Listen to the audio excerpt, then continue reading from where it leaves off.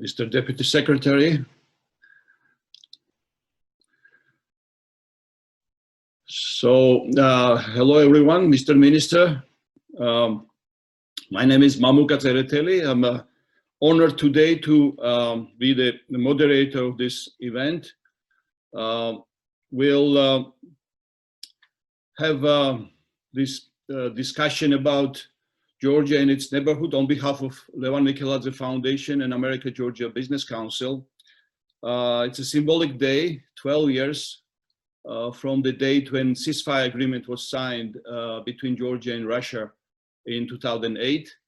Unfortunately, major part of this agreement still is not implemented, and Russian troops are still occupying 20% of Georgian territory. Like in the previous similar meetings, we'll discuss this and other issues important for Georgia, but we are here also to honor legacy of late Ambassador Levan Mikeladze, who is greatly missed by his family, friends, and his country, Georgia. Traditionally, like other similar events, majority of speakers today are Levan's friends and colleagues from many years in the past. And another objective is obviously to assess strategic position of Georgia, landscape, environment where Georgia is today, deepening US-Georgian partnership, and obviously we'll focus on some of the important issues, not for only Georgia, but also for all the neighboring countries. And also to discuss how can we strengthen strategic position of Georgia with bilateral partnership between United States and Georgia. I would like to ask Tina Mikeladze, daughter of Ambassador Mikeladze, to briefly introduce foundation. Tina resides in Houston with her family, her husband Sergey, son Nico, and daughter Nina, and but they are currently in Georgia, so they are lucky. They will be joining us from Tbilisi. Tina, please. Sorry for the background. That's not Georgia for sure. I'm sorry, but my kids just changed something. Hello, my name is Tina Mikeladze, and I would like to welcome you all and thank you for attending our virtual conference. This has clearly been a very unusual year for all of us, and we really appreciate your time, interest, and participation. Special thanks to all our guest speakers and to Mamuka Tsereteli for organizing this virtual conference. I would like to start with a brief background of our organization and of this annual conference. Levan Mikeladze Foundation for Caucasus Studies is a nonprofit organization incorporated in 2015, operating in the United States. Our main mission is to provide platform for research, policy, educational, and advocacy initiatives pertaining to Georgia and Caucasus region. This was a very special cause for my late father, Levan Mikeladze, and I'm honored and very grateful that his legacy and friendship with his esteemed colleagues lives through this organization and through annual event, which usually takes place in Washington, D.C. each spring.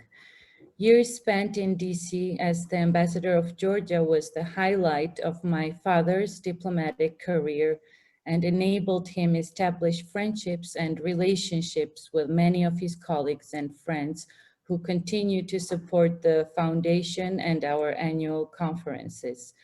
Our family and this organization will continue supporting discussion, research, and dialogue about the region that is rich in history and continues to maintain vital geopolitical, economic, and cultural role. We also work very closely with our sister organization, Levan Mikeladze Foundation in Tbilisi, Georgia, and many other foreign missions, NGOs, and institutions that have special interest and commitments to Georgia and Caucasus region. Thank you very much for your participation, interest, and support, and we very much look forward to hearing our special guest speakers today. Thank you, Tina. Good to see you again. And Mr. Secretary, I would like to very briefly introduce America-Georgia Business Council. I think you participated in the past in a couple of our events. We are organized about late 90s, and our mission is to facilitate trade and investments between Georgia and the United States. We frequently host trade missions and other conferences and activities here in the United States as well as in Georgia. That's the purpose of our organization. We collaborate very closely to different US institutions. Obviously, we work very closely with your Department of State and your very capable staff at European Bureau, Caucasus Desk, and Georgia Desk. We are also closely collaborating with Department of Commerce and Development Finance Corporation, formerly OPIC. OPIC has a very special role in promoting US investments in our part of the world, in Georgia in particular. There are many success stories, and many American businesses benefited from OPIC investments in Georgia. We just recently actually completed a very interesting deal, investments in PACE terminal in Poti, new development that facilitates trade and transit through Georgia. And starting from next year, actually in May, we'll have already very high level port facility enabling larger trade between the United States and direct connectivity between the United States and Georgia. I think bilateral trade and economic ties as well as political ties are deepening, but we all agree that much more can be done and to deepen business and economic ties between our countries, and that's what our focus is. Let me now briefly introduce Deputy Secretary of State, Mr. Stephen Biegun, to our audience. Mr. Secretary, it is, we all know very well that you care deeply about sovereignty, independence, and strengths and success and security of not only Georgia but all our partner countries in the neighborhood. But we also know that as an alumni of International Republican Institute, you deeply care about democracy as well. You have a remarkable career in both legislative and executive branches. You were National Security Assistant to Senate Majority Leader. You've been Chief of Staff for Senate Foreign Relations Committee, and you worked for the White House, very interesting times. I've just noticed that you were actually Chief Executive Officer for National Security Council in early 2000s. It's a very interesting time because that's when Train and Equip program started for Georgia. And that's very important program, obviously, for Georgia's security and military, which actually transformed Georgia's military, as we all know. I wanted to also say that as a vice president of Ford Motor Company and third generation Ford employee, you obviously travel the world and understand the world very well, better than obviously many others. And you understand not only political, economic, but also cultural aspects of global development. So one last point I wanted to mention before I complete your introduction. You are from Detroit, and I happened to visit your hometown right before pandemic started. And I was surprised, and I have good news for you. Detroit is one of the very interesting wine environments now in the United States. Probably people are surprised to hear that, but there's one particular place, Motor City Wine Bar. And next time you are in town, please visit that place and you'll enjoy great Georgian wine there. Without further delay, Mr. Secretary, I would like to give you the floor, please. Well, thank you very much, Mamuka. Very nice to see you, and thank you for inviting me to speak here today. As you know, Ambassador Mikeladze was an accomplished diplomat, but he also was an old friend of mine and many others who are on this call. I'd also like to express my my warm greetings to his daughter Tina, and also to my many friends from years past who are going to participate in the subsequent discussion. The foundation that bears Levan's name has continued his important work to strengthen our relationship between the United States and Georgia. And this, as you said, is a relationship that I myself have supported throughout my own career. It's a partnership built on shared values of individual liberty, democracy, human rights, and the rule of law. It's also a partnership rooted in economic and people-to-people ties, which other portions of my career have allowed me to participate in. Levan Mikeladze himself was a Fulbright Fellow in 1994, a shining example of the exchanges that have enriched our countries in so many fields. The United States has and will continue to work together with Georgia to advance a common vision of a South Caucasus and Central Asia region secure, free of conflict and malign influence, and focused on strengthening democratic governance and promoting economic growth. The recent violence between Azerbaijan and Armenia that erupted in July highlights ever more the need for renewed efforts on conflict resolution in the region. As a Minsk Group co-chair, the United States has urged both sides to adhere to the ceasefire and refrain from provocations. As Secretary Pompeo stressed, the reestablished ceasefire should be leveraged to advance negotiations leading to a final comprehensive settlement. As you mentioned, the recent anniversary of Russia's August 2008 invasion of Georgia is a reminder of what is at stake in our efforts to foster a secure, conflict-free region. The hundreds of civilians that were killed and injured as a result of Russian aggression should compel us to redouble our efforts to press Russia to fully implement the 2008 ceasefire agreement, to reverse its recognition of the independence of South Ossetia and Abkhazia and its occupation of Georgian territory. Russia must respect the sovereignty and territorial integrity of all of its neighbors, especially Georgia. At the heart of our engagement with Georgia and our regional partners, our commitment to democracy stands above all. Georgia has been a regional leader in many respects, and we expect our partners in Tbilisi will continue to advance these democratic ideals through the strengthening of your governing institutions. This year's October parliamentary elections will be a critical step in that regard. We have faith that with sufficient political will, the people of Georgia will take the steps necessary to ensure an ever stronger democracy. On the economic front, the United States will continue to work with Georgia to institute reforms and help develop key sectors, including infrastructure and agriculture and hospitality. To attract foreign investment and sustain economic growth, Georgia needs a truly independent judiciary that guarantees businesses a level playing field and timely adjudication of their disputes. A better connected, more prosperous South Caucasus region in Central Asia is in the interest of both the United States and Georgia. Georgia is uniquely situated to be a transit hub for trade from Eurasia to Europe. Completion of the Southern Gas Corridor and initiatives such as the Lapis Lazuli Corridor will advance these ambitions.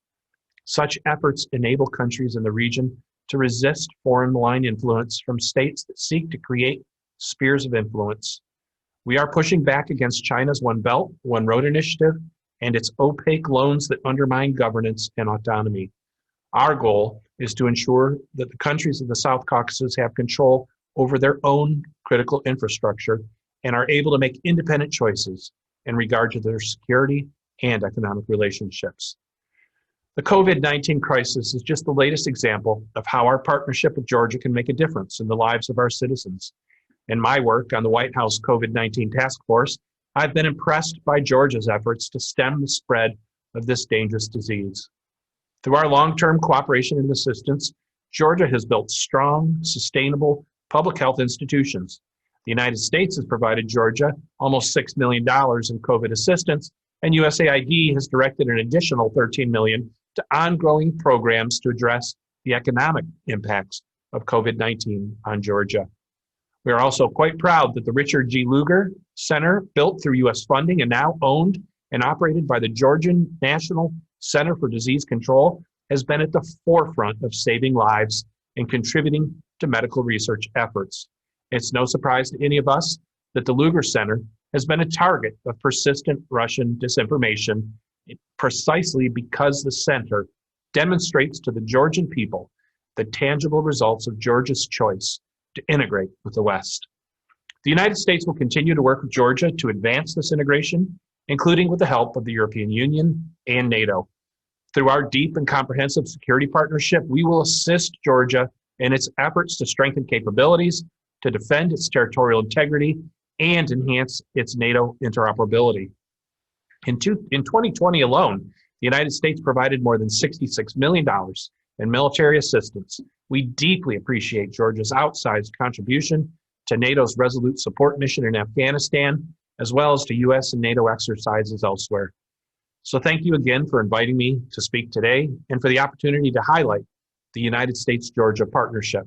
I hope we can go forward as Levan Mikeladze would have wanted, to build a stronger United States-Georgia relationship in the years to come. And I very much look forward to being part of that effort. Thank you, Mamka. Thank you, Steve. Appreciate your time and participation in this event. Very briefly, let me introduce Minister of Foreign Affairs, our good friend, Mr. David Zalkalyani. David is also a very close friend of Ambassador Mikeladze. He worked with Ambassador Mikeladze in Vienna and then in Washington, and throughout the years, of course, maintaining close friendship, but also professional partnership and relationships. David served as Georgia's ambassador to two important countries, Uzbekistan and Belarus. Most recent assignment as an ambassador was in Belarus, 2008-2009. So he understands Belarusian landscape very well, in addition to some other countries. He also served as an embassy colleague here in Washington in early 2000s. So David represents this first generation of Georgian diplomats who entered their service in early 90s, and already almost 3 decades serves as a foreign policy expert and professional in Ministry of Foreign Affairs. David, floor is yours. Thank you, dear Mamuka, dear Tina, distinguished Deputy Secretary Bigan. I'm pleased and honored to have this opportunity to be part of this important online conversation with our friends and partners on Georgia's regional environment and our foreign policy priorities. Thank you, Deputy Secretary Bigan, for your encouraging and supportive remarks. My special thanks to the Levan Mikeladze Foundation and the America-Georgia Business Council for co-organizing this annual conference. Levan Mikeladze was a dear friend of mine. He was among the architects of Georgia's modern-day diplomatic service. And his service was notable especially for his contributions to strengthening the US-Georgia strategic partnership. Of course, today pandemic is the backdrop of virtually all foreign policy considerations. Georgia itself has been quite successful in containing the spread of the virus because the government initiated effective preventive actions from the very early stages of the COVID-19. We undertook a holistic strategy that embraced healthcare, education, social policy, the economy, transportation, and tourism. And Georgia's success in the fight against COVID-19 was possible thanks to early preventive measures, excellent collaboration with the medical specialists, and importantly, effective communication with the society. As you are aware, in June, the European Union listed Georgia among safe travel destinations, and we remain in the list of 10 non-EU countries safe to travel to the European Union. Georgia could not have done this without support and generous assistance of the United States and our European partners. Our long-term cooperation with the United States in the healthcare sector has been instrumental in Georgia's success against the pandemic. I would note in particular the contribution of our world-class Richard Lugar Research Laboratory, which was born with American help. Being online today is emblematic of how foreign policy, like just about everything else, operates in unusual times. Also, we had to postpone on a number of high-level visits and meetings since the crisis began. We have managed to maintain constant communication with our partners in ways that enhance the positive dynamics of US-Georgia strategic partnership and our European and Euro-Atlantic integration. The situation in Georgia's occupied regions has been the main focus of engagements with international partners today.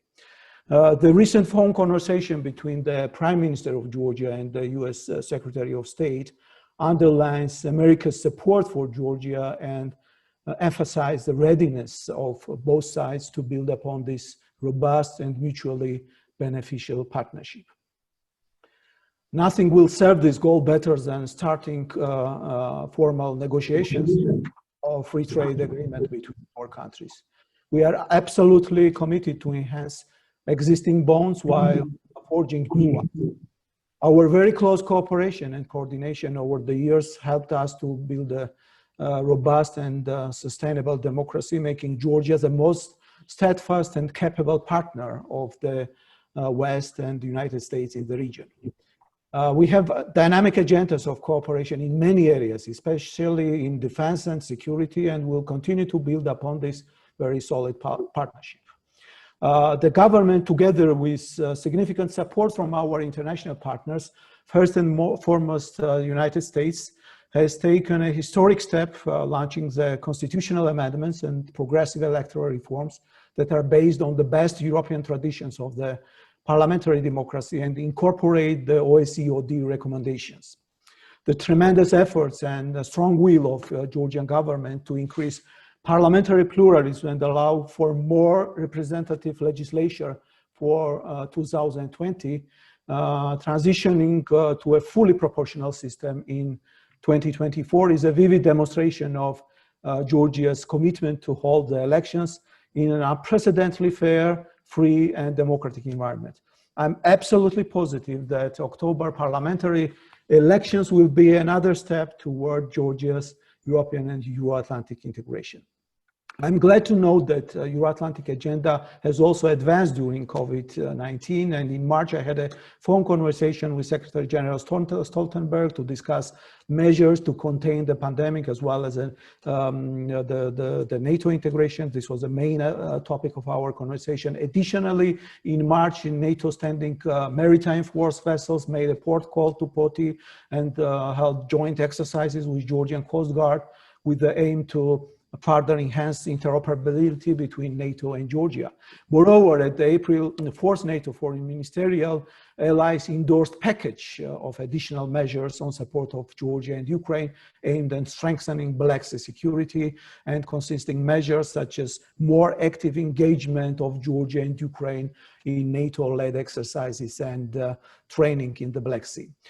Importantly, Georgia and NATO continued political dialogue, and on July 14, I had an opportunity to visit Brussels and participate in NATO-Georgia Commission meeting with the allies on the issues related to Georgia-NATO integration, regional security environment, conflict-related issues, Black Sea security, and democratic reforms, and the process of in Georgia in the run-up of coming parliamentary elections. During these times of pandemic, Georgia has continued its substantial contribution to the Resolute Support Mission in Afghanistan, maintaining one of the highest overall and the highest per capita contingent on the ground. Now, coming to our European agenda, as associated partners, we continue working together with the European Union to develop the potential to connect Europe via the Black Sea to the Caspian Sea and beyond, and EU-Georgia relations now are the model for EU's power to support the positive transformation in countries that wish to build closer cooperation with the Union. The Leaders' Dialogue in June reached two important decisions: to hold the next Eastern Partnership Summit, and also to adopt the summit declaration, which will be substantial and forward-looking text of summit declaration. We also highlighted that Georgia's European aspirations and European choice, and we expect that the upcoming summit will explicitly also echo this affirmation as a way of delivering strong political signaling to the associated partners. This year also marked by Georgia's presidency of the Committee of Ministers for the first time since becoming a member of the Council of Europe. And despite the challenges caused by COVID, Georgia concluded its presidency with a forward-looking legacy. This month also marks 12 years since the August 2008 war, the invasion of sovereign country by Russia in an attempt to forcibly withdraw borders in Europe. Nobody questions today that it was a vivid claim of Moscow to retain its influence in the region in response to Georgia's declared aspirations to become a consolidated European democracy, a member of NATO and the European Union. Subsequent illegal occupation of two Georgian regions established a very dangerous pattern, which Russia further exploited in Ukraine and elsewhere, causing serious security implications in the whole Euro-Atlantic space. If we look at the map, the entire Black Sea region is now surrounded by Russian military strongholds. The bases equipped with the latest offensive weaponry and constant military exercises in Georgia's occupied territories and illegally annexed Crimea in eastern Ukraine and Moldovan Transnistria region create extremely concerning picture of European and Euro-Atlantic security. These conventional tools are supplemented with the intensified hybrid warfare targeting Georgia as well as the West as a whole. No doubt that Moscow has a very clear interest in preserving the dangerous status quo in the unresolved conflicts in Europe's eastern frontier. And against this, there is plenty of members of international community who sometimes erroneously assume that absence of armed hostilities in Georgia's occupied territories automatically equals peace. It cannot be farther from the truth, however. For the last 12 years, my country has remained in a state of war, facing Russia's continued violation of the EU-mediated ceasefire agreement, which was, by the way, signed today, exactly 12 years ago. And today we witnessed the continuation of their illegal presence and building up of barbed fences, artificial barriers across the occupation line, kidnapping, detention of ethnic Georgians, etc. But government firmly pursues the peaceful conflict resolution policy and trying to resolve the Russia-Georgia conflict through dialogue, and tremendous efforts have been invested in Geneva international discussions in an attempt to find durable solution for addressing these security and human rights challenges on the conflict-affected people. However, our steadfast stance to peace and security and compliance with the 12 August 2008 ceasefire agreement has not been reciprocated by Russia up to this point. And the reason is simple. Moscow is not showing willingness to engage in meaningful talks and continues to play the role of sideline observer. But despite numerous impediments, the government is implementing the reconciliation and engagement policy to build robust trust between the people across the dividing lines, and to ease burden of occupation for people living in Abkhazia and Skhi Valley region. And our peace initiative, A Step to a Better Future, has served as a good illustration of our very strong commitment. So here, the consolidated international stance that can indeed serve as a deterrent factor for Russia is really important as ever. And we seek our partners in Europe and over the Atlantic to further strengthen their leadership and take decisive steps to counter the illegal occupation countries throughout the Black Sea region, particularly in Georgia, including through keeping the issue very high in your bilateral agenda with the Russian Federation as well as the European security agenda. Now let me turn to the current situation in the South Caucasus and the region. As it was rightly mentioned by Deputy Secretary Bigan, we also are concerned with the recent escalation of hostilities between Armenia and Azerbaijan. It's yet another burning topic of security of the region and European security as well. And we are very concerned by the recent events there. These are our valued neighbors, and we deeply regret the loss of lives on both sides. And both Armenia and Azerbaijan should undertake all necessary steps aiming at de-escalation of the situation on the ground. And Georgia stands ready to help in a way it can to achieve this. The proximity of hostilities to major regional infrastructure projects like energy pipelines, transport networks is especially concerning. And we support very active engagement of international community to resolve this conflict, including resuming negotiations with the OSCE Minsk group. The international community and the OSCE co-chair should be more active and do everything possible to lead the process and to promote their positive agenda in the region. Promoting regional cooperation has always been among Georgia's top foreign policy priorities. And also here I would like to mention trilateral Azerbaijan-Georgia-Turkey framework, which is one of good example, and we are strongly committed to implementing the Southern Energy Corridor project fully. We share exceptional regional synergies. Azerbaijan's ability to supply growing energy needs, coupled with Georgia's and Turkey's transit capabilities, all this creates a unique opportunity for delivering additional resources to European markets. The inauguration of the Trans-Anatolian natural gas pipeline project, the second phase of this project last year by President of Azerbaijan, Turkey, and Prime Minister of Georgia, is another example of regional cooperation.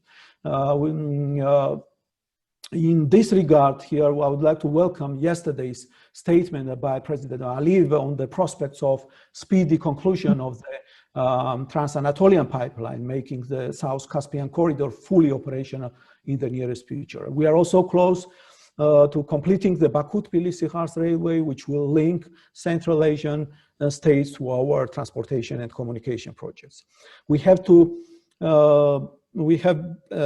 enormous interest in the Black Sea. It's obvious, and it has crucial significance for Europe as a major crossroads of East and West, where a number of major energy transit and transportation routes intersect, and where several others are underway. Here, I would like to emphasize the strategic importance of Anaklia Deep Sea Port project, duly reflected in our main foreign policy strategy document. Its implementation will only advance the security of the wider Black Sea region. Georgia continues to be a welcoming place for foreign investment, particularly from the United States, and we are glad that PACE Group recently received the $50 million funding from the U.S. International Development Finance Corporation for development in the infrastructure of Georgia Black Sea Port POTI. Increased engagement from the United States private sector plays an important role for the development of our transit capabilities, and hence boosting the Black Sea economic potential with its positive security implications for the region.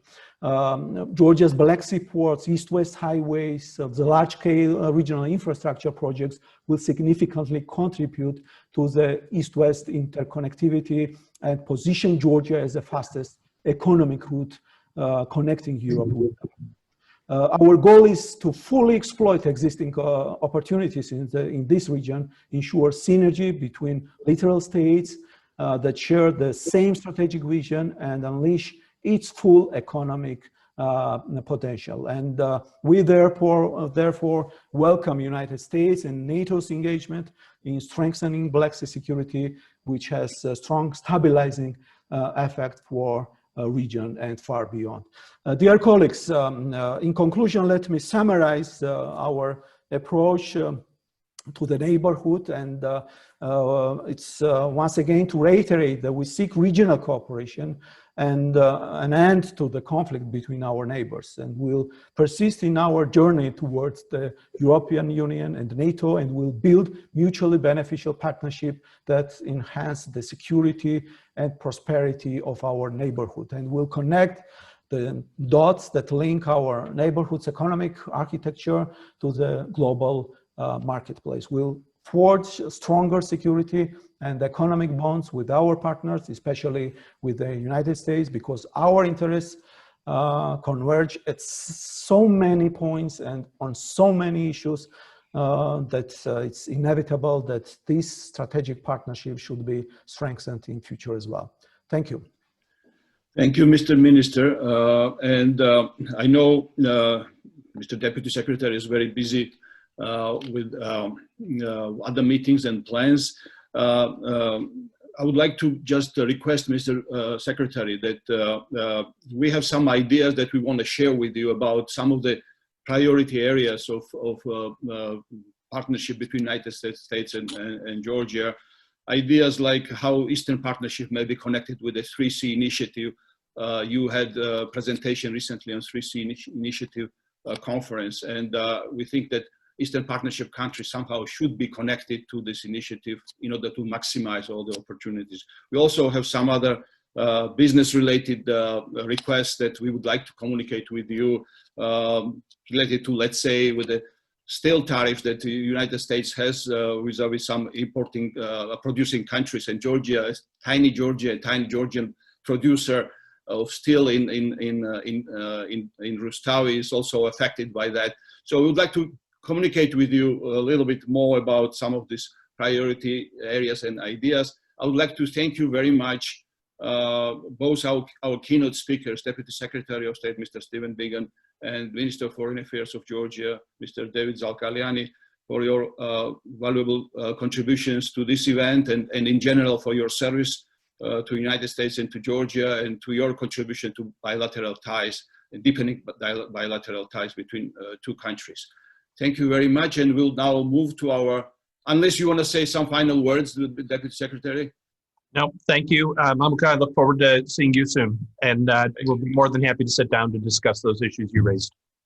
Thank you very much. Thank you, Mr. Minister. And now we move to our next part of our discussion, when several of our very knowledgeable and experienced speakers will discuss multiple aspects of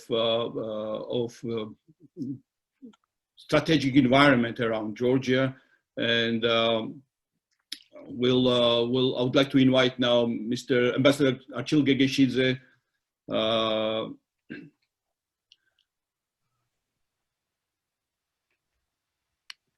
Archil, can you join us? Yeah.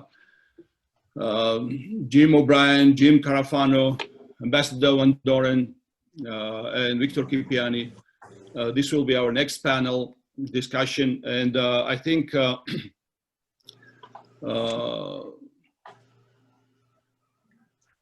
Minister of Foreign Affairs touched some of the important issues in his presentation, mentioning some of the conflict areas and developments there.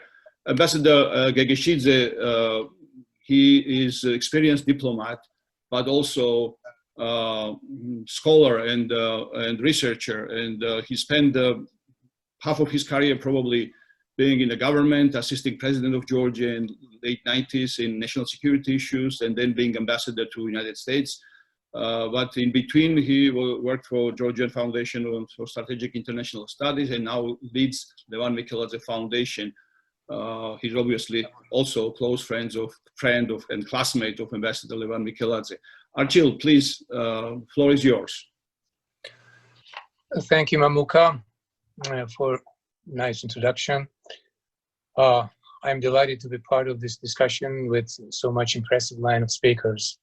I'm particularly thrilled to represent the organization that proudly bears the name of prominent Georgian public figure and very close friend of mine, Levan Mikeladze. And we are a sister organization, as was already said, based in Tbilisi, and primary mission of ours is to serve the goals and priorities of Georgia, which Levan Mikeladze, if alive, would devote his time. And we are trying to align our both research agenda and advocacy agenda and work plan to his spheres of interests, which he, during his both diplomatic and scholar career, displayed and manifested very well. So I would start by noting that I cannot agree more on that, largely thanks to the transformative power of the massive American assistance. Georgia has become a recognized poster child in the region in terms of democratic reforms and good governance.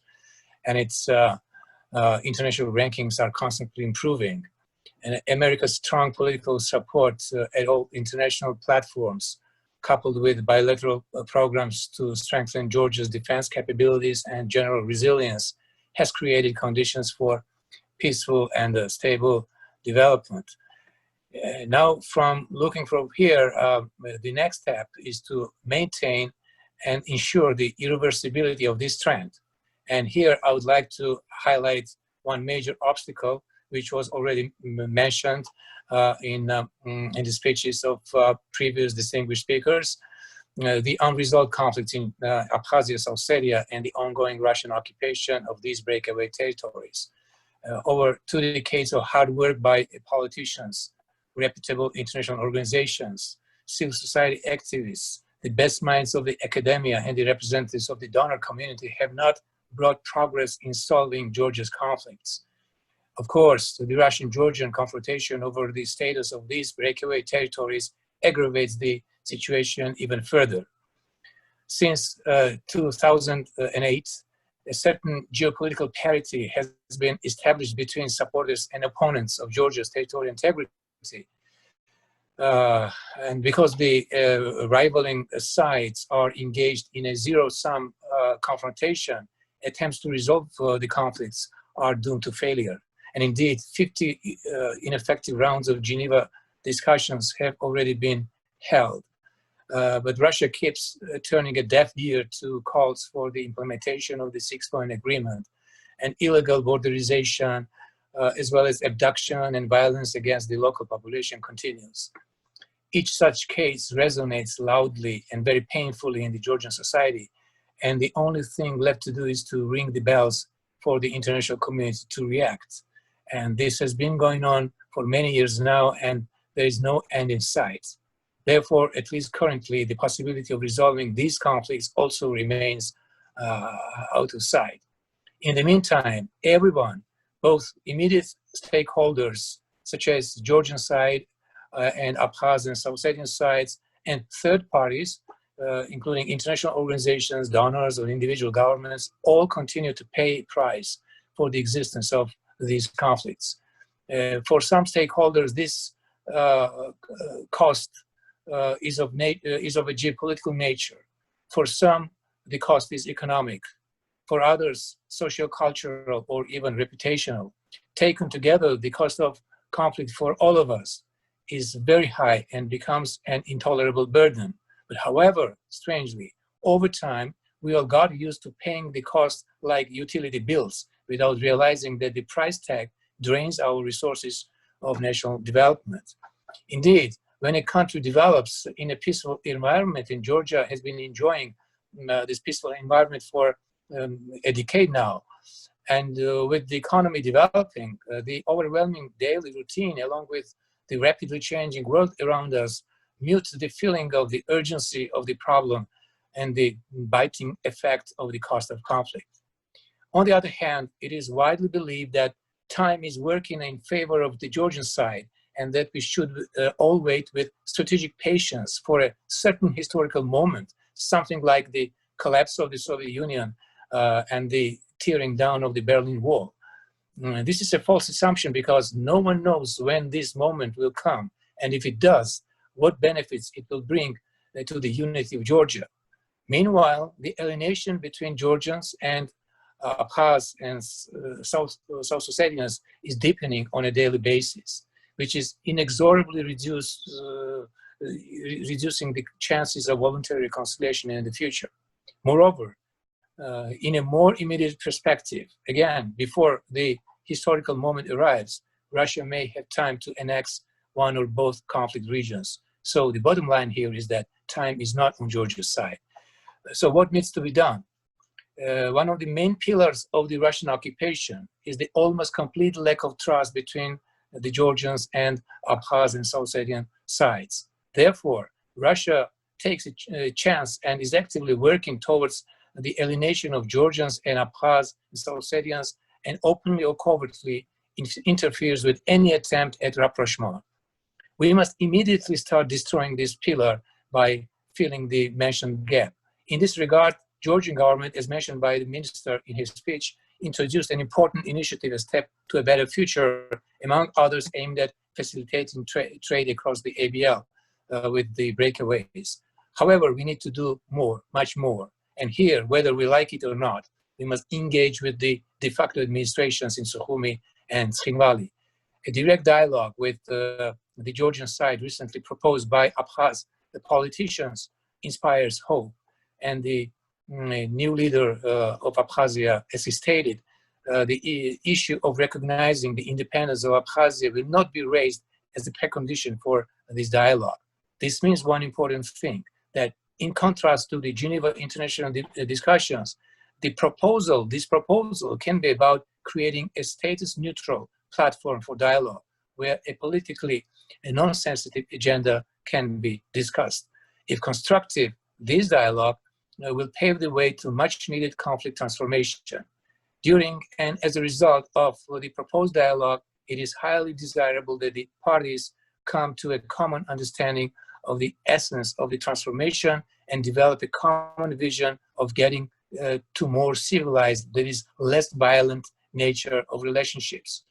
If there is a parallel platform of conflict transformation, the confrontational nature of existing platforms, such as, again, the Geneva International discussions or incident prevention and reaction mechanism, will also change, and they will become more constructive. However, the success of the proposed dialogue will largely depend on the preparedness of the parties and also support from the outside. And before closing, I would like to outline the possible role of the United States here. The US government could act alone or better as part of a coalition of international actors, such as the EU, UN, or OSCE. The support to the dialogue from the US together with coalition partners should aim at the following. First, politically backing up the dialogue to prevent the protagonists of the dialogue, both in Georgia and Abkhazia, from becoming hostages of the local internal political fight. Second, hedging the anticipated rapprochement against possible sabotage by Russia. The third, enhancing support to Georgia's civil society in order to promote the ideas of conflict transformation and then shape proper public opinion. And last but not least, allocation of resources for the implementation of the projects of assistance and or cooperation across the ABL as and if agreed within the framework of much anticipated direct dialogue formats between Tbilisi and Sukhumi. With this, I will stop here and will look forward to listening to other colleagues and then answer any questions that my remarks could have raised. Thank you. Thank you, Archil. Definitely interesting, and some of the maybe points that require in-depth discussion and maybe some critique as well, but that's why we are here, to discuss this type of ideas. Sure. Our next speaker is Mr. Jim Carafano, James Carafano. Jim is a 25 years Army veteran and excellent writer. He directs several national security and defense programs at Heritage Foundation, and he's obviously one of the great strategic thinkers that observes our region and our part of the world from a global perspective. So, Jim, with this short introduction, please, floor is yours. Thank you. I'll be relatively brief because I would love to hear more of the conversation. This is such an important conference, and I'm so deeply honored to be part of it. And I've already actually learned a great deal. So kudos to really putting on a really important and impactful event. So I'm going to focus on the security angle. And what I just really want to hammer home is just the 3 key issues that the U.S. and Georgia just need to keep front and center. These are the critical and most important ones. And obviously the first is the U.S. must continue to advocate for Georgia's membership in NATO. And I have a few more comments on that in just a second. But the second point, which I think is important, is the direction that we've taken the bilateral military relationship. I think it's so positive and so constructive and focused on exactly the right things. And part A of that is really focusing on territorial defense, and really credit to the Georgian military establishment for understanding the importance of focusing on this mission, developing the capabilities, and the U.S. being a constructive partner in that. And the second part of that is really creating the opportunities and capabilities and infrastructure for boasting the U.S. presence and NATO presence in the Black Sea. So crucial to make Georgia even more valuable to the Western Alliance and to enhance conventional strategic deterrence, which is ultimately the goal here. And of course, the third is to continue to pressure Russia to end its illegal occupation of Georgian territory and abide by the 2008 6-point ceasefire agreement. So let me just follow that up with kind of 2 key points here. One is the importance of Georgian membership in NATO. Obviously not just important for Georgia, not just important strategically to an important flank of the transatlantic community, but I think the most critical strategic imperative that the alliance has to make clear for enhancing stability in Western Europe is to make sure that everybody understands, particularly Moscow, that Putin does not get a veto on who joins NATO. If Russia has a veto on who joins NATO, that I think is as great a threat to the future stability and importance of a political military alliance as invading divisions. So keeping Georgia on the NATO membership track and U.S. continuing to just beat the drum on that is so vitally important. And I just want to emphasize one point quickly here, which is the U.S. and other NATO partners need to really press forward the option that there is a credible option for Georgia to join NATO now, and that is through a temporary modification of Article 6 of the NATO Charter. This was done when Greece and Turkey joined NATO in 1951. Sometimes it's laughing, I find it humorous, that people talk about it as the Coffee Plan. Luke Coffey, who's our great analyst who works on this issue, has been one of the greatest proponents on that. And indeed, he actually has a future paper coming out that goes into this more detail, but really emphasizing that even with Russian occupation, there is a path forward for NATO politically and militarily to enter NATO right now. And indeed, there's no country, aspirant country, that is more qualified and better prepared and ready to join NATO today than Georgia. And just a second comment here, and I'll wrap up. And that is the great progress that's been made on U.S.-Georgian relationship over the last 4 years. And I think here, Georgia's been very, very smart. And this is what we see increasingly with strategic partners in the United States. What is very, very important is we come together for strategic reasons. But what builds the strong bonds and which real community is when we expand beyond that. And so with Georgia, for example, the military reasons, the security reasons for a U.S.-Georgia partnership are just so compelling. But it's important that economic, governance issues, cultural issues, business and economic investment, that we spend a lot of time in that area, and that we start to bring people into that conversation who aren't just the US-Georgia experts, but the broad swath of civil society in Georgia and the United States investing in this relationship. I'll just hold India out as a good example. US-India strategic partnership is obviously going closer together. That, of course, was largely driven by joint concern on China. But what makes the Indian-US partnership so dynamic is that both sides are rapidly expanding it beyond just talking about the security issues and talking about a full-blown strategic relationship. And so I think that deepening and widening of the US-Georgia relationship is so important. A lot's been done, so much more can be done. I just want to compliment the notion of the idea of creating synergies with the 3Cs initiatives.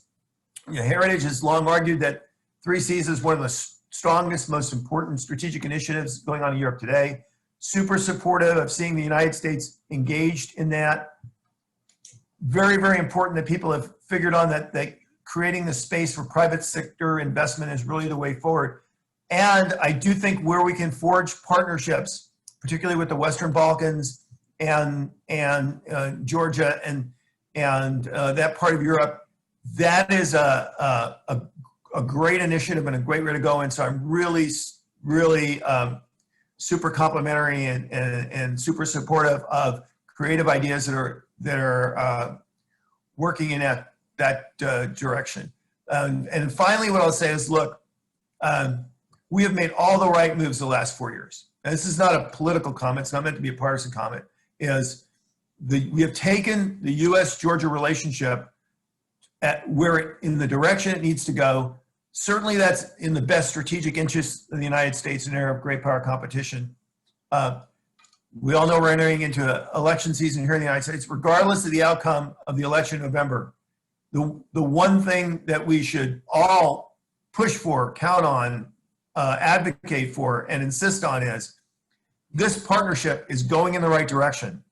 Now is not the time to change, fiddle, or whatever. It's how do we accelerate? How do we add momentum? How do we create creative new thinking like Georgian possible participation in the 3Cs initiatives? How do we move forward? It is time to build on what we have, because what we've accomplished the last 4 years really has been incredibly admirable. And with that, I'll turn it back to the chair. Thank you so much. Thank you, Jim. Great comments, and great to see optimism in your eyes and in your presentation. So I think you're absolutely right. There is a potential and multiple sort of facets of potential that we need to utilize. Now I would like to turn to Mr. Victor Kipiani, who is the chair of the GeoCase think tank. I've known Victor for more than 20 years probably now. We met through America-Georgia Business Council and his advocacy activities on behalf of different businesses and different organizations. He has more than 2 decades of practicing law in Georgia and other countries, and he's always on the right side when he takes the case. So that's very important for a lawyer. But last couple of years, he's very proactive in also. He entered the world of think tanks in Georgia, and now some of his thinking and writing actually penetrates other parts of the world as well, including the United States. So I welcome him, and Victor, your thoughts. Thank you, Mamuka. Thank you for your nice introduction, and thank you for inviting me to participate. Well, obviously, the end of the Cold War, the continued occupation, and the pandemics have created many extremely, as we say, new normals and brain thesis in regional international relations and securities. Many important questions remain unanswered, and the historical unpredictability of our close neighborhood clearly show how the security of this nation is vulnerable. Once again, in a very short span of time, we are witnessing, if you will, a new wave of creative disruption, which brings to the fore the need for in-depth appraisal and some readjustments as well. Some of these already existing threats, or the threats which are re-emerging, will definitely create new opportunities, not just new challenges. And in this very brief presentation, I would rather sum up those whose impact and priority seem to me the most important. To start with, this country is on the front line of the conflict between two normative worlds, if you will, a meta conflict. One is of freedom and democracy, and another is that of oppression and revisionism.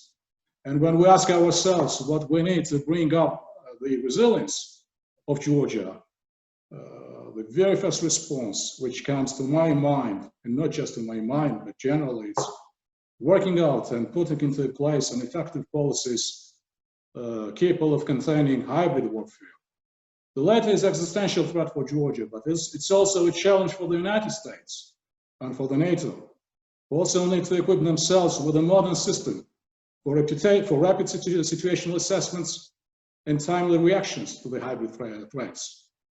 But what concerns me, and it becomes understandably quite a big question, when it comes to the issue how to protect those partner nations who are not formal members of the alliance, but in one way or another are linked, connected with the alliance. And that's indeed the issue. Beyond this large-scale geopolitical picture, Georgia is also on the front line of the friction between two regional hegemons. Russia, the occupying power, and this growing regional assertiveness of Turkey. Besides, a new stage of the conflict between Armenia and Azerbaijan, which to my view very much resembles the proxy war. And definitely, those taken all together, they're worsening the regional quagmire and requiring from us sort of, new creative approaches. As if this was not enough, a further challenge is a shift of balance, as distinguished speakers have pointed out, is a shifting balance of power in the Black Sea region. Definitely, Georgia is not just a patch of land between Black Sea and Caspian Sea, but it's at the crossroads where the Eurasian poles of the West, Russia and China, come at loggerheads.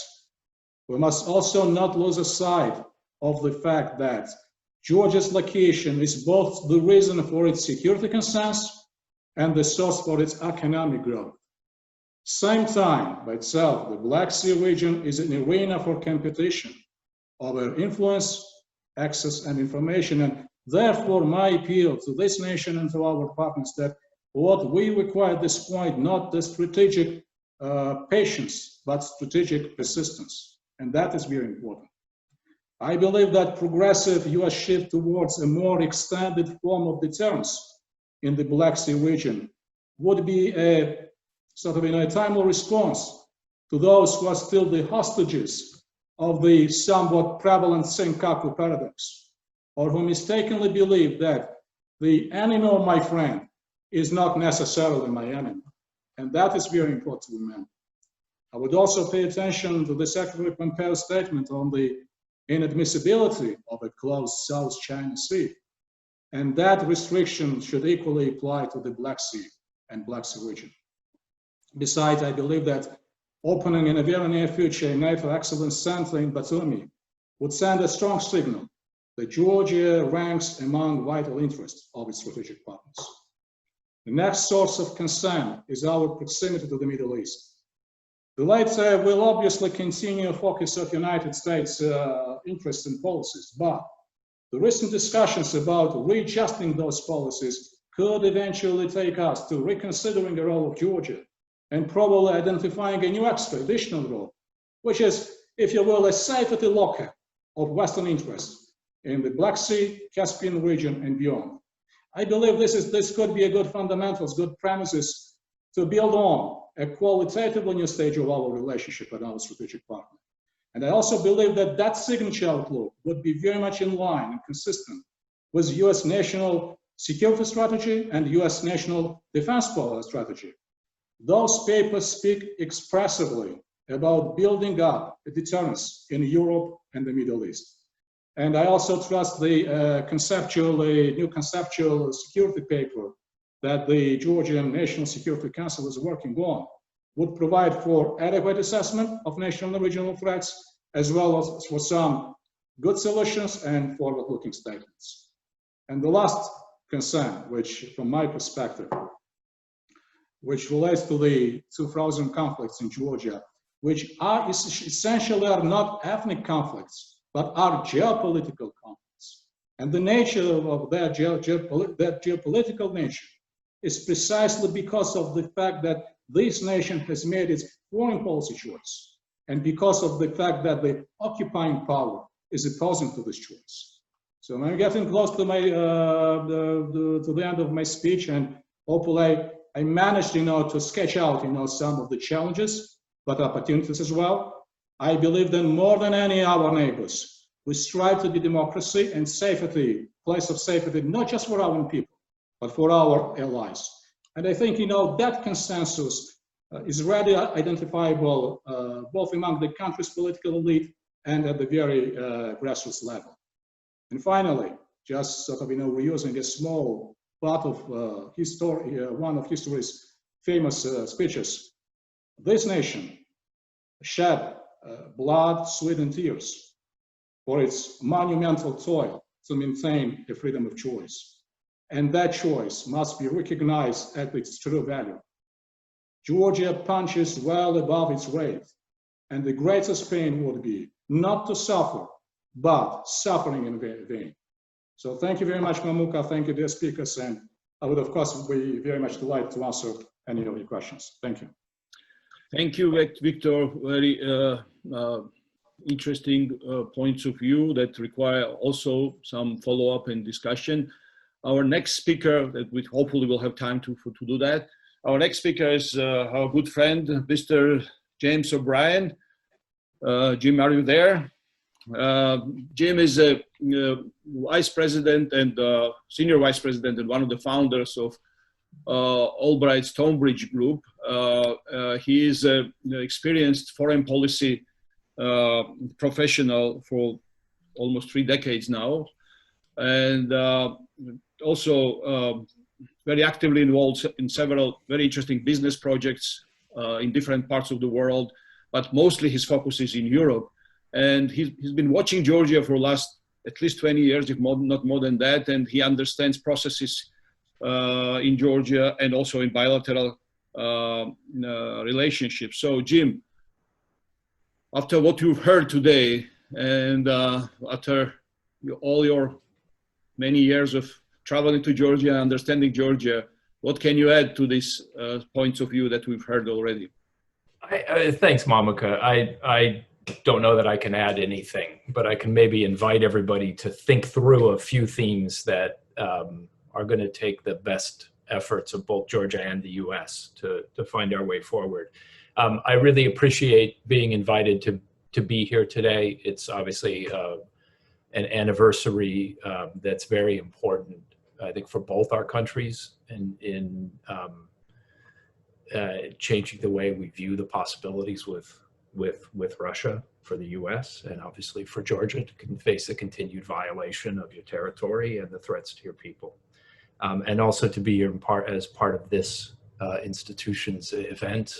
These are the kinds of conversations that the U.S. and Georgia can have, but it's because of the commitment of individuals like the ambassador and his family, this institution, that we're able to have them and to build on ideas as time goes by. I don't speak for any institution or a campaign or anybody here, but I do want to close my introduction just by praising the quality of contributions. You know, every clever idea or specific initiative I thought I might suggest has been raised by one of the earlier speakers, and I just think that's that's testimony to the quality of people Mamuka's brought together. As he mentioned, I work with organizations, especially companies and foundations around the world. And when a region asks me, you know, how can we get more attention in Washington? How can we get a high quality conversation about what we need? I always say, you know, you need a Mamuka, because he's able to find the right people and bring them together and have an agenda that builds over time. And I think that today's program testifies to how well you do this, Mamuka. So what I want to do is, rather than suggest answers, I want to note a few global themes that I think are directly relevant to the US-Georgia relationship and invite everybody to think along with them. And I believe there's some ideas already proposed in the the discussions so far that touch on these. So one of them is, what do we do with Russia? Now, it's interesting that in January 2021, when a new presidential term begins here, it's probably the first time in decades that the new administration won't come in believing, announcing that its foreign policy will comprise some new relationship with Russia. We've seen both parties emerge saying we'll be slightly tougher and we'll have a better relationship, or we're going to have a reset, or we're going to work with a new Russia. And I don't think there's anything but fatigue and lowered expectations about what it will be possible with Russia going forward. As Steve Biegun said, all American policymakers reject the notion that there'll be a sphere of influence by any country. And so I think you'll see continued support for all of the great work Georgia has done to build its individual, its own way forward. But it's a slightly different context. Right? I think the fear that some in Georgia may have had when prior administrations, especially a new administration, began, that there'd be some grand deal with Russia that would somehow move Georgia away from the center of US considerations for the Caucasus and the region. I think here the question's a little different, right? It's what do we do with a Russia that sees it doesn't have much to gain or all that much to lose by the way it treats its neighbors, because there's little prospect of Russia being accepted again as a legitimate sort of, state building the international structure. So that's an area where obviously Georgia knows this better than most of us. And I think it's a topic we all ought to consider as we go forward. Second question for me is about the role of the rule of law as we look forward. I think one thing that's really struck home in the US over the last 4 or 5 years is the way that corruption and the self-enrichment of political leaders corrupts international cooperation. People simply countries are not good partners if their political systems are rooted upon nepotism and self-dealing. And so we're looking at how one approaches that. I think you'll see the possibility of stronger international requirements around the rule of law, whether it involves money laundering or domestic judicial systems and their independence and quality, the need to have proper civil society checks on power. All of these topics are emerging as real themes in policymaking of what we used to be called the West.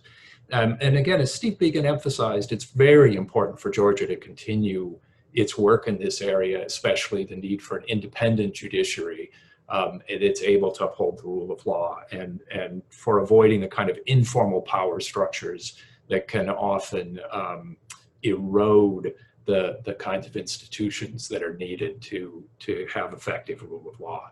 Now, this is a tough one though, because, and this is what we have to think about, it's unclear to me what this means, this commitment to rule of law means for the international system, or this acknowledgement that mere membership in an international entity doesn't bring along with it automatic adherence to the rule of law. So we see EU member states backsliding. We see states on the border of the EU backsliding, and sort of the rise of this illiberal democracy or authoritarian tendencies wrapped in some electoral cloak. And I'm not sure how that's going to be approached, or that there will be any single approach by the US in any place going forward. I think there'll be some tendency to retreat to a sort of core realist approach to the world, that we work with states as they are and we try to achieve our interests in cooperation with them. That probably will be the dominant trend in some places. I think, though, there will also be an emphasis on having stronger commitments to shared values and to the rule of law, possibly in slightly smaller groupings, or in groupings that are reaffirmed to be based upon shared values in the way that NATO is. And I think NATO has upheld this as a vision, even as other international groupings have failed. So there's talk of new international groupings, or of new requirements in existing ones. And I think here, this is a place for Georgia to consider how it will play some role as the international landscape reshapes around those issues. But it will be possible only if Georgia retains its commitment and reinforces its tendencies to work toward independent judiciary and a truly independent and vibrant civil society. The third broad trend that's of interest to me is really the role of China. And there have been many references to it here today. But one of the things we do see is that in international financial circles, both private sector and in the IMF, World Bank world, there's a recognition that real economic development comes from being part of broad supply chains, being part of the most profitable economies in the world. And so Georgia, as a small economy, needs to figure out where it fits into these broader trends. For the last 25 years, we've seen that its global supply chains have been where much of the growth has been. The pandemic and political tensions alongside it are, I think, bringing a time for reconsideration of that. There's a recognition that Europe in particular, say, needs a resilient supply chain, that it can't count on bringing basic materials in from China, or whether it's raw commodities or manufactured goods, they can't always make it around the globe in a timely fashion. And that's going to mean a change in the way that countries participate in the supply chain. There'll be less tolerance, I think, for the kind of opaque financing, again, Steve Biegun referred to that we have seen from China, but also maybe a little less opportunity in signing up for the kind of one-way flow of goods. What does that mean for a country like Georgia? Well, and here I've been involved in the developments around the port of Poti, and I think it sets a couple of markers that are important for Georgia to consider.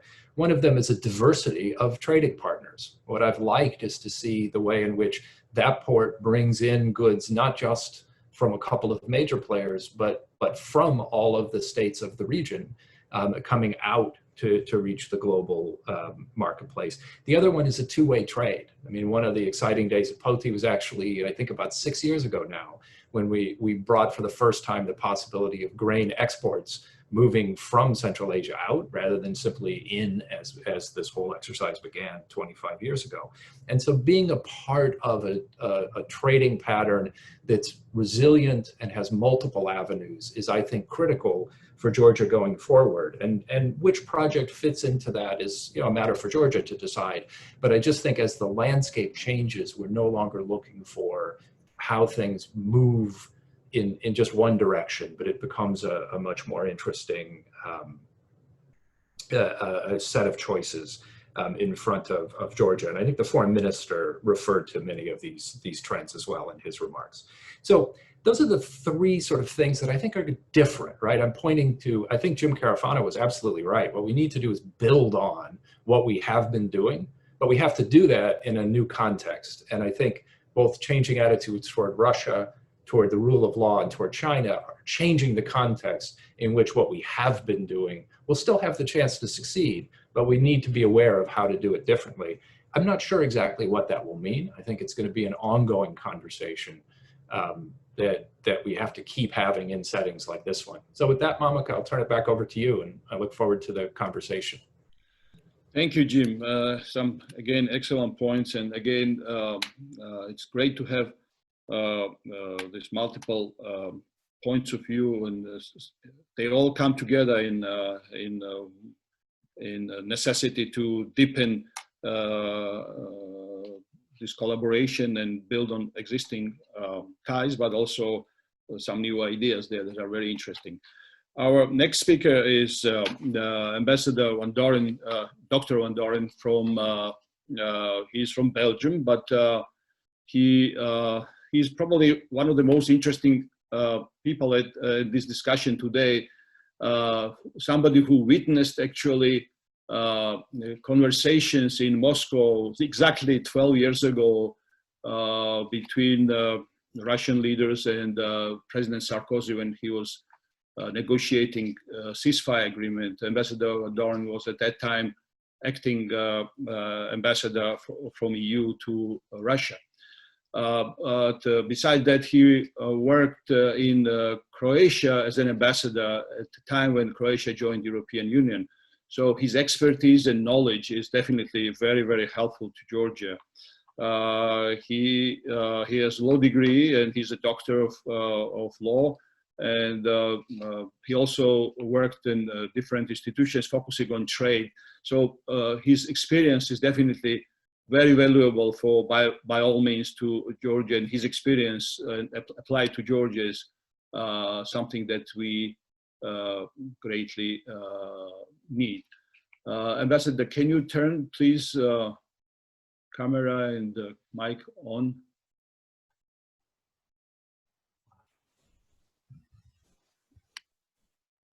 Does that work? Yeah, we have a little contre-jour. We don't see you well, but... Maybe I should take another seat. Just a second. I'm sorry for that. That's okay. That's perfect. Yeah.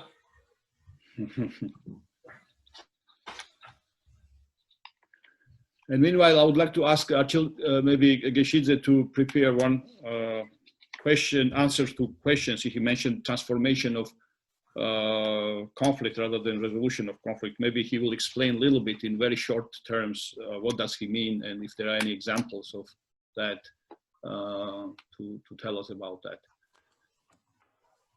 Ambassador, it looks like you are ready. I am. Yes. Thank you very much for inviting me to this excellent event. I feel a little bit like an intruder because this brainstorming session seems to be primarily a Georgian United States of America event, but I have no problem with that. No, actually, we needed European perspective. That's why you are here. And thank you very much for giving me that opportunity. I know how important the European Union is for Georgia, like NATO is of key importance to Georgia, as has been said a few times here. And you rightly refer to the fact that I witnessed developments when I was based in Moscow exactly 12 years ago, and it is a privilege that you give me the opportunity today to contribute to this important anniversary. And I hope that I can bring you some useful thoughts for EU-Georgia cooperation. I must say that when I was preparing for this event, and only a few days ago, I, by coincidence, came across a speech which I read in writing, which was written, but the author was David Zakaliani, the Minister of Foreign Affairs of Georgia. And I was struck by one particular sentence in that statement, and I quote, "Georgia has never been closer to the EU."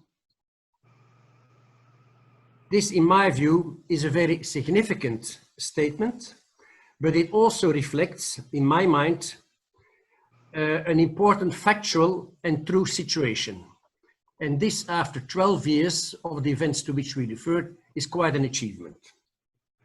Now, you may be familiar with some of the elements I would like to highlight, but I wanted to build on what the minister had written, and also on what he said earlier on, actually, and he did very eloquently. There are indeed a number of convincing facts which fully demonstrate the current closeness of Georgia to the EU. First of all, as you all know, in June 2014, the EU and Georgia signed the association agreement, which already entered into force in 2016. This agreement strives for political association and economic integration between the EU and Georgia. Very important objectives. Secondly, short while later, the EU and Georgia entered into a deep and comprehensive free trade area, which Georgia is still in the process of implementing, but this offers Georgia a dramatic increase of market access to the EU, an increased freedom of establishment, lower market access barriers, modernized procurement practices, and so on and so forth. 3, Georgian citizens have been able to benefit from visa-free travel to the Schengen area since March 2017. More than 500,000 of Georgians have already traveled to the EU without a visa. 4, the EU is Georgia's largest trading partner. About 27% of Georgia's trade, external trade, is with the EU, followed by its trade with Turkey, only half, 13.6% on the basis of the latest figures I could get hold of, and only 11% with Russia. I think this is very significant. And of course, the bilateral trade between the EU and Georgia continues to increase. On the financial side, I'm happy to report that Georgia benefits from more than 100 million euros technical and financial assistance on a yearly basis under the European Neighbourhood Instrument in order to achieve the goals set out in the association agreement. And what is also important to know is that more than half of this financing is in the form of non-reimbursable grants, and the rest is in the form of loans. Next point I would like to highlight, Georgia is implementing this association agenda, which actually sets out the roadmap for the association agreement, and the priorities for the period 2017-2020 are the following, and some have been also mentioned by some other speakers, because that's also of importance to US interests. After all, in terms of enlargement or in cooperation with countries in the region, US interests and US interests are not all that different in my view. So concentration on the reform of public administration, the reform of the justice system, and also the reform of the agriculture and rural sectors. Let me also point what the minister also very well highlighted, that Georgia has been fighting this COVID-19 pandemic so well. And because of that, the EU very quickly granted an assistance package of more than 250 million in grants and 150 million euros in loans. Lots of money in a short period of time. Georgia is also benefiting from other financing programs, regional programs such as Erasmus+, Horizon 2020, Creative Europe. And as you know, and reference has been made to the European Union Eastern Partnership policy, Georgia has been part of that for a long period of time. In June this year, the leaders of the European member states and the European institutions, together with the leaders of the countries part of the Eastern Partnership, met virtually because of the pandemic, and lay down the basis for the future policy of the EU towards the partnership, Eastern Partnership countries up to 2030. Now, in June, no major progress has been made on substance, but this remains to be worked out between now and spring 2021. But the goals have already been identified: security, increasing stability, prosperity, and resilience. 2, environment, such as the Paris Agreement on climate change and the UN 2030 Agenda on Sustainable Development Goals. And 3, financing of the reforms to be implemented under this deep and comprehensive free trade area. And the last point I would like to say, it's maybe not spectacular, but I find it very interesting, and it proves the high profile Georgia has taken in its relationship with the European Union. 2 years ago, the European Union and Georgia opened in Tbilisi a European school, the first ever European school the EU launched outside its borders. The aim of this school is to integrate students from the Eastern Partnership countries into the European education by aligning the curricula with the European standards. This, in my view, demonstrates strongly the commitment of Georgia to the European idea. This school aims at recruiting teachers and pupils from the entire region, giving a high profile, as I said, to the role of Georgia. I would now very briefly, because I think I'm probably reaching my time limit. This raises the question, how can Georgia make further progress on the path to the EU? And I wanted to highlight this because of my experience when I was supporting Croatia in making progress towards EU membership. My answers are the following. One, Georgia should scrupulously implementing the reforms provided in the association agreement, as well as in the deep and comprehensive free trade area. Two, Georgia should closely cooperate with the European Union for identifying the priorities under the Eastern Partnership beyond 2020, to which I just alluded. This is the time to do this, together with the European Union, the member states and the Commission. And three, by supporting the key policy objectives of the European Union, such as its digital agenda, the Green Deal, and the EU's interconnectivity strategy. And of course, in light of recent positive developments in Georgia, it's important for Georgia to strictly implement the new electoral reform. And I would, last but not least, also add that Georgia must make sure that it fully implements and rightly implements the visa-free regime and avoids any misuse that could hamper its success. I'll pause here. Thank you, Paul. Great remarks and some interesting also factual details that we all, I think, need to hear from time to time to refresh our knowledge and understanding of commitment, bilateral commitment between EU and Georgia. In order to save time, so I'll move forward with the Archil question that I asked Archil Gagishidze. Please, if you could, and then we'll move forward to some of other questions. Archil, please. Okay, thank you, Mamuka, for this question. It's a really very important question. Although the concept of conflict transformation is not new, in our realities, this is something which needs to be paid very serious attention. And I'll try to make a point that we need certain adjustments in our policies and attitudes towards the conflicts in Georgia. Why? Because the name of the game in town these days is conflict resolution. Everything, both discussions, debates, or peace initiatives, everything is done in the name of the conflict resolution. But the conflict resolution rests on a zero-sum paradigm. Acting under the paradigm of the confronting sides vigorously defend their respective red lines at every possible platform, such as Geneva or scientific conferences or in the mainstream media.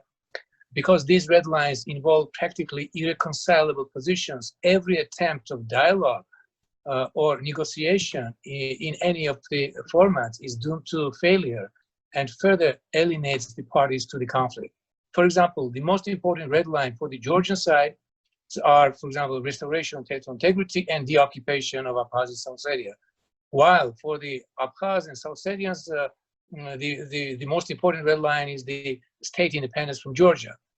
One of the derivatives of these red lines is the policy of non-recognition actively pursued by the government of Georgia and supported by the majority of the international community. Of course, these red lines will not disappear in the foreseeable future. They will always remain the subject of public consensus in respective societies and the top priority of the official policies of the authorities in Tbilisi, in Sukhumi, and Tkhinvali.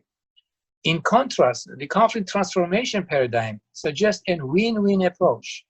When moving towards transformation, the parties acknowledge each other's red lines, agree to disagree on them, but still make a step forward in terms of agreeing on politically non-sensitive issues. Conflict transformation denotes actions directed at transforming a destructive conflict into a constructive conflict.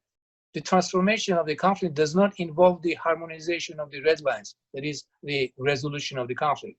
It may even not necessarily be an intermediate stage towards resolution, but in any case, it is a step forward. Several cases serve as an inspiration. The first case concerns the nature of relations between the Georgians and South Ossetian sides in late 90s and in late 1990s and early 2000s, when at the population level, the reconciliation was already a fact. Unfortunately, the events of the 2004 and 2008 destroyed the situation. Now we have to rebuild these relationships. The other cases are the conflicts in Cyprus or in Moldova and Transnistria, where inter-ethnic hostility has been overcome, and the population on both sides of the conflict divide communicate freely, trade freely, undertake mutually beneficial business projects. In all these cases, conflicts still have to be settled politically. However, as a result of deep transformation of the situation of violence and fear, the tolerant attitude and mutually beneficial relationships contribute to the creation of an atmosphere of peace, reconciliation, and social justice. And regrettably, in this respect, the situation around conflicts in Georgia, unfortunately, lags far behind. Thank you, Archil. I think this definitely requires further sort of discussion and in-depth sort of analysis and pros and cons of this approach. But I think it's definitely the idea that has a right to live and exercised and discussed. Jim, I would like to now turn to you. And you mentioned, again, important point about NATO and membership and prospects and so forth. Other than that, I mean, this is definitely will remain as a hot and top issue in discussions. Other than that, sort of what other maybe priority you would see? I mean, clearly the collective security is and the NATO umbrella is the most obvious security umbrella that Georgia may have. But next to that, what do you see as or maybe parallel to that, what do you see as an alternative, kind of immediate steps that can ensure better security of Georgia under the current circumstances? So you have two Jims. So I'm assuming you mean Jim. Jim Garofano, yeah. Yeah, okay. I would go back to the 3 Cs initiative, and because I think the 3 Cs initiative is not just an economic project, because you're building out physical infrastructure, digital infrastructure, energy security, and you're building a north-south integration of line of economic activity and commerce and the supply chain across the frontier of Europe. It also has a security dimension to it. So I do think that partnerships that build on the 3 Cs initiative have strategic value in addition to great economic potential. I thought Jim made some really interesting comments on that. And one area in terms of going forward, I think is very important is the Blue Dot Network that I think folks are familiar with. I think this is the Blue Dot Network creates a set of standards for sound infrastructure projects. It creates an incentive and an environment for private sector investment and for building trust and confidence and good governance and partners. So I think there's something there. Blue Dot Network, 3 Cs initiative. I think that's going to be a focus. And the other one I'll just mention, obviously, is increasingly the concern among NATO about the Black Sea and really building out that security architecture. So anything that the U.S. and Georgia can do on a bilateral basis, obviously anything where we're working more closely with Romania, with like-minded partners in the region and building it out, supplementing where we can kind of NATO initiatives, because NATO is going to move at its pace, but I think there are things that can be done on the bilateral and multilateral level that could create a stronger posture for NATO partnership. So those are areas I would look at. And again, I would go back to the territorial defense issue, which I think is very important for solidifying Georgia's future membership in NATO. So that would be my short list. Thanks. Thank you, Jim.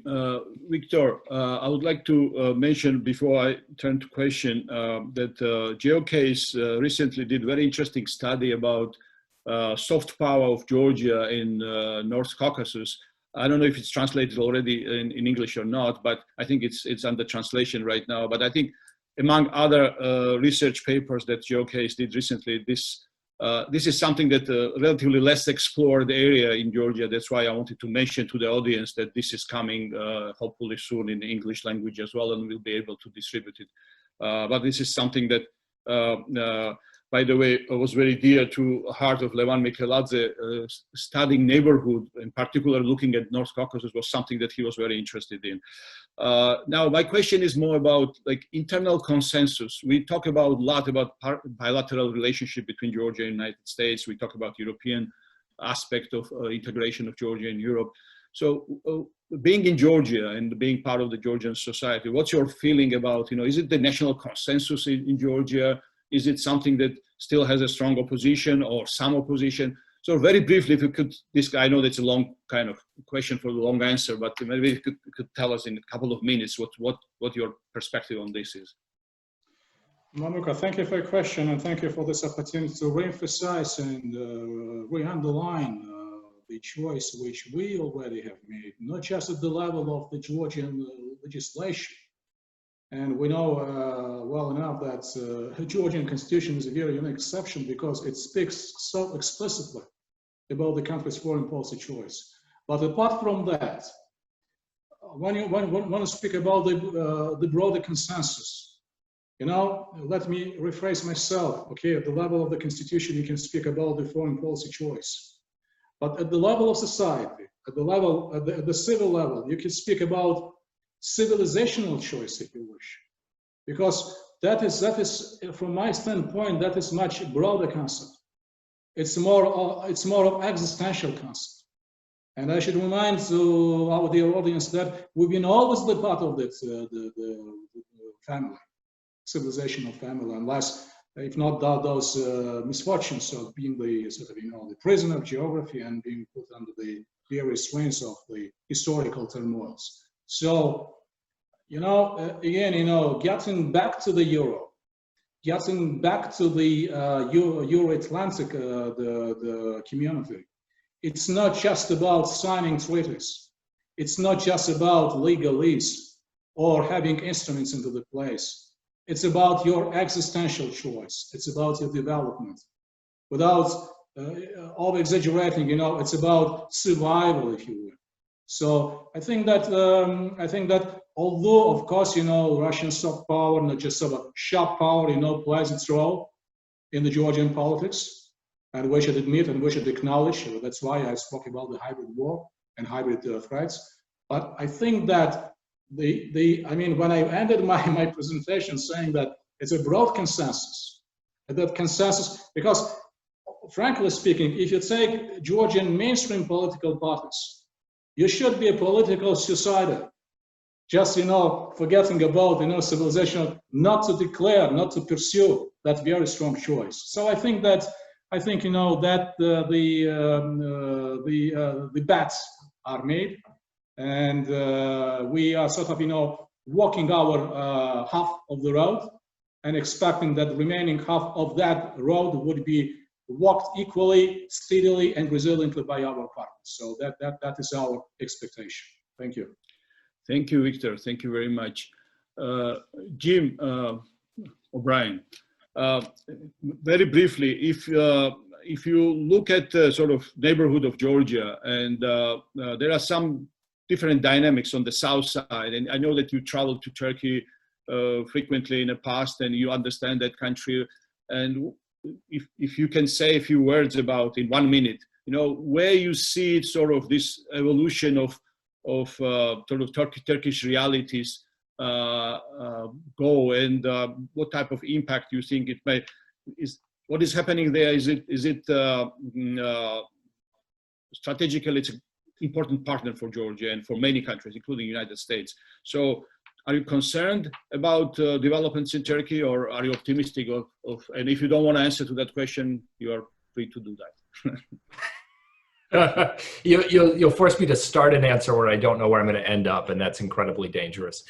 Yeah, I'm very concerned about developments in Turkey. I think you have a government that's desperate to still be in place in 2023 on the centenary of its the modern Turkish state's founding, and it will do anything to stay there. Along the way, it's lost a lot of the talent that drove reforms that made the first few years of this government, I think, a very successful government.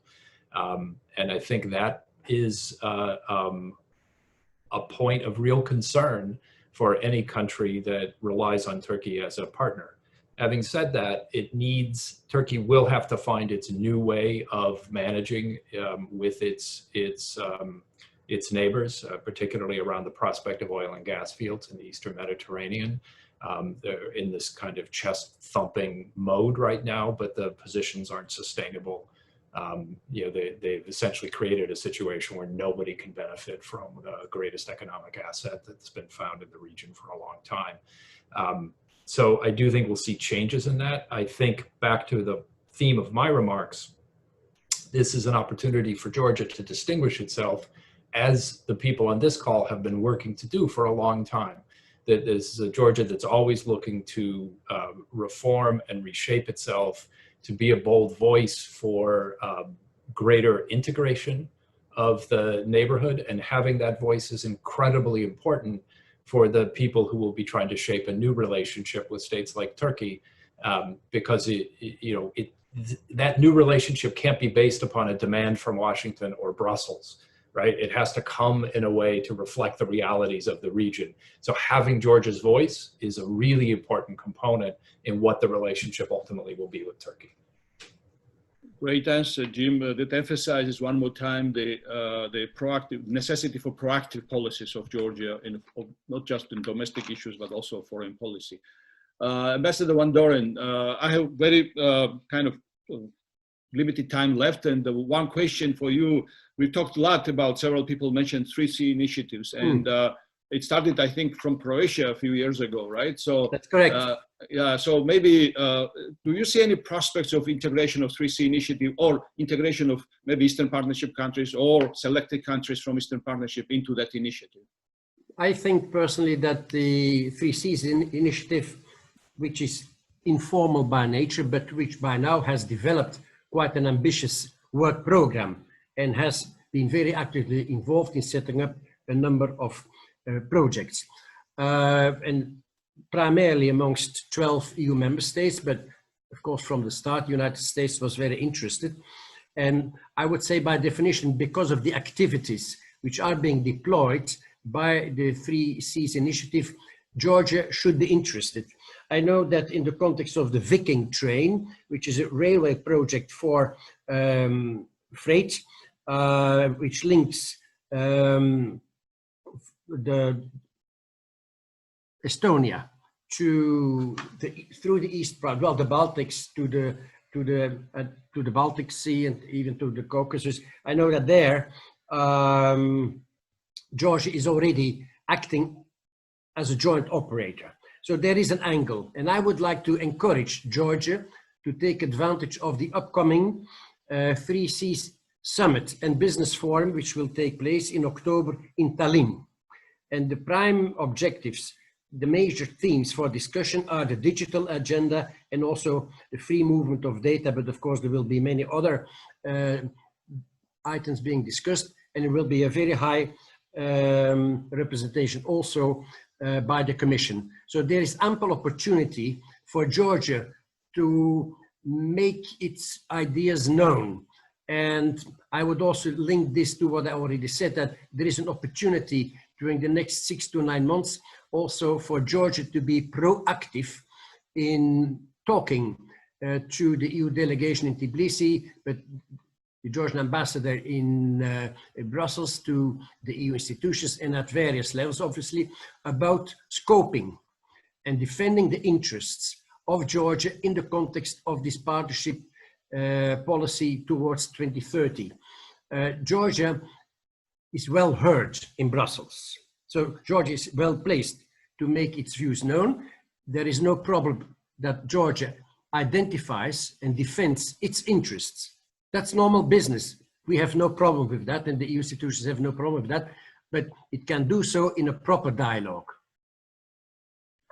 Many thanks, Ambassador. And now I'd like to thank all the members of this panel, participants, for their great and valuable contribution. Unfortunately, we have this format doesn't allow us to extract all the knowledge from you guys, but we'll have discussions going forward. And thank you very much for your participation. And I apologize to our speakers, next two speakers, the ambassadors, your excellencies. We apologize for delay in the program, but if Ambassador Degnan is online, yes. So I would like to ask you to maybe give us a few comments about what we heard today, but also maybe in few words where you see prospects of bilateral Georgian-US relationships going forward. You've been in Georgia about 6 months now, I think, a little more than 6 months, 7 months probably, and you already know Georgia. Obviously, you have great experience of working in other countries of the world, and you've been there enough to compare what Georgia looks like and how it compares with other countries. And so the floor is yours. Sorry for delay. Well, thank you very much for organizing this very interesting conference, and very informative for me. I haven't been here long enough to have the depth of knowledge that the speakers you've called together here have, and I really appreciate being included in this. A very important topic at a particularly important time, I think, both for Georgia and for our relations with Georgia. As the Deputy Secretary Biegun said, there's a vibrant democracy in Georgia, a commitment to closer integration with the West are critical elements of the US-Georgia relationship. We have a shared vision for this region of being stable, free of conflict, prosperous, and with Georgia continuing to develop its democratic governance. And I know from working with my EU colleague here that that's very much a vision shared by the EU as well. I agree with Victor Kipiani's point that Georgia's location is a source of economic growth and opportunity, as well as instability and insecurity. It's very true, and it presents opportunities. And I think it ties in well with Mr. Carafano's point that our strategic partnership will be even more effective if it's broadened to include the cultural, economic, business issues that we here are working so hard to generate and to energize. For economic growth, I think someone mentioned, I 100% agree that for this economic growth and more foreign direct investment to come, Georgia truly needs an independent judiciary that guarantees a level playing field, as I think Deputy Secretary Biegun said as well. And this is, the more I'm here, the longer I'm here, the more I realize that this is just a fundamental point for Georgia to realize its potential as a regional hub, certainly as a regional transit hub, because investors need to have that confidence and that security that they're going to be able to have contracts enforced in a timely and a fair manner. I would also agree with Ambassador Kekashidze that it's important to see progress in the occupied territories through initiatives that bring people together. There may be the Geneva International discussions, there's that process that's going on at that level, but I agree 100% that time is not on Georgia's side in this case. There's a risk of losing a whole generation, both in Abkhazia and Tskhinvali and also in Georgia, that don't have those kinds of contacts that hold families together and that hold memories across that ABL.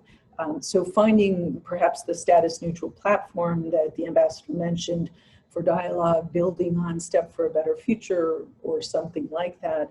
These are initiatives that I think Georgia needs to start exploring with more focus, perhaps there are new opportunities in Abkhazia at the very least. It has only been 20 years, but Georgia has accomplished a lot. And I think the fact that it's viewed as a leader in the region credit and a sign of the kind of commitment that Georgia has. But as Dr. Van Doren said, now Georgia needs to commit to implementing and to following through to make its democratic institutions strong and resilient. It needs to, what I have seen is it needs to take more ownership of its programs. It's at that level now where Georgia needs to be driving these, the commitment to its democratic growth and its economic growth. I think Jim O'Brien mentioned the importance of the commitment to rule of law and to reinforcing that commitment to rule of law. Again, to fighting corruption, to ensuring that there's not backsliding or taking for granted some of the accomplishment that Georgia has fought so hard to achieve. Ensuring a more robust civil society and an uncensored media, which are going to be those checks and balances to help the democratic institutions really take root here and be as strong and resilient as they need to be in any healthy democracy. And again, a truly independent judiciary and a parliament that represents the broad variety of voices and interests here are absolutely critical. And I think Georgia has taken some important steps in the last few months to try and lay the groundwork for that. And what we'll see now is whether Georgia continues to have the political will to do the hard work of building its democratic institutions. If it does, it will certainly remain the leader in the region and an inspiring success story far beyond the region. I think Mr. Carfano mentioned the elections both here and in the United States. Whatever the results of the elections in our countries, what is not going to change is the US commitment, and I would venture to say the EU commitment to Georgia's democratic development and to its successful Euro-Atlantic integration. As long as that is what Georgians want and Georgians are committed to doing, then I feel certain that the US and I would say the EU partners will do all we can to help Georgia succeed. So I will leave it at that. Thank you again for letting me join this very, very interesting and informative discussion. Thank you, Ambassador Degnan. Thank you very much. Ambassador Bakradze, now floor is yours.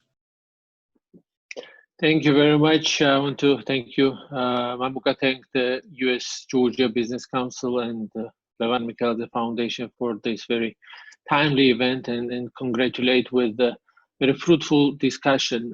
First, let me say how blessed I feel personally that I have known Levan, an extraordinary person, and his lovely family. And I couldn't imagine a bigger honor for a diplomat to continue the extensive work that Ambassador Mikheladze initiated in Washington. And I'm really humbled to join the high-level speakers that have spoken today. And I'm sending my warmest greetings to my dear colleague, Ambassador Degnan, and want to congratulate with an excellent job in Tbilisi. And let us summarize what has been said today, and also let me do it from the perspective of a Georgian working in Washington, D.C.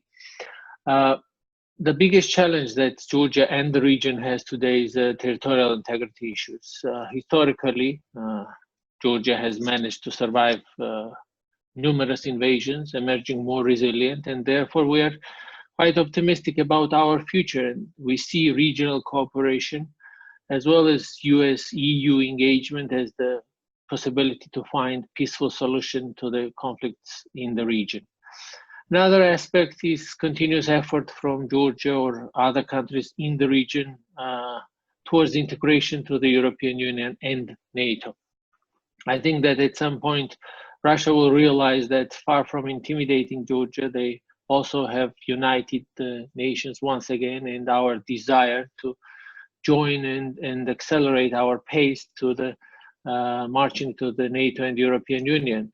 And this is relevant for other countries of the region as well, where Russia unfortunately maintains its aggressive policies. Economic prosperity for the countries of the region is another big priority, and bilateral and trilateral partnerships in the region are a good example of multinational projects that can only benefit the success of the Western values in the region. We will do our share to build a mutually beneficial partnership that enhance the security and prosperity of our neighborhood.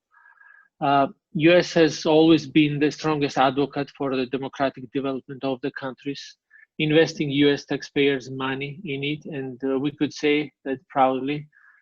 Georgia is a good example of that money wisely spent, illustrating the transformative effect of that assistance. What should be done? Multilaterally, US stands really strong in UN, in the NATO, in promoting peace and security through more engagement, more trainings, more presence.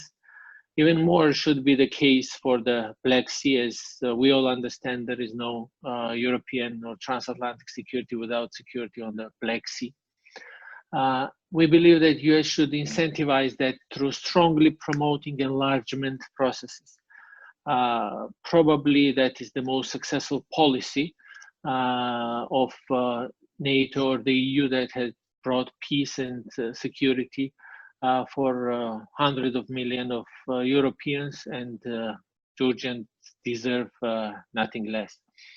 On the economic dimension, we see Europe-Asia connectivity as a multi-angle dimension that will benefit the countries of the region, but also help advance in connecting largest economies of Europe and Asia in energy, in digital, in logistics, in human capital, as well as create new supply chains that the pandemic has demonstrated the West so eagerly needs. This, we believe, will unite EU, US, Japan, and others in complementing efforts to achieve the common goals. Bilaterally, of course, Georgia and the United States benefit from the Strategic Partnership Charter, as well as Georgia Defense Readiness Program and other programs on democracy, on economic development that advance the country's resilience, but also put our partnership at the higher level. And there also is a big role of Congress to be mentioned. A good example of that is Georgia Support Act that was unanimously supported by the House of Representatives last year, which included strong support to Georgia's territorial integrity, boldly putting sanctions on those individuals who have gravely violated human rights in the occupied regions, but also calls for the start of negotiations with Georgia on the free trade agreement. That is yet another very well-deserved and mutually beneficial tangible result to be of our partnership. And we are hopeful that the Senate will push forward this legislation and adopt it by the end of this year. To summarize, I want to express hope that existing strategic partnership between Georgia and the United States will transform into strong and durable alliance that will serve our common interests regionally as well as worldwide. Thank you. Thank you, Ambassador Bakradze. And very short kind of concluding remarks. I think we've asked many questions. We've heard some interesting positions and remarks, elements of strategy for Georgia to think about, for bilateral relationships and people who are involved to think about, about priorities that this deepening relationship should be focused on. And I think with that, I think we've achieved our goals. We asked them some questions that require further discussions for answers, but I think as we always do in similar conferences last decade, we in a sense do the status update on the US-Georgian partnership and strategic position of Georgia in its neighborhood. And I think we managed to do that. We know where we are today in these discussions and in these developments. And we hope next year we'll have an opportunity to all of us to get together in person and continue this discussion, hopefully with some of the priorities already achieved and some of the other priorities in progress.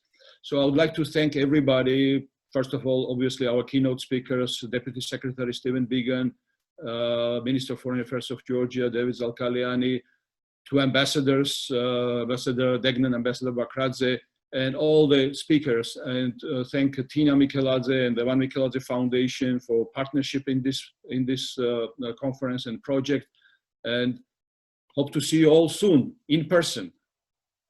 And meanwhile, drink Georgian wine.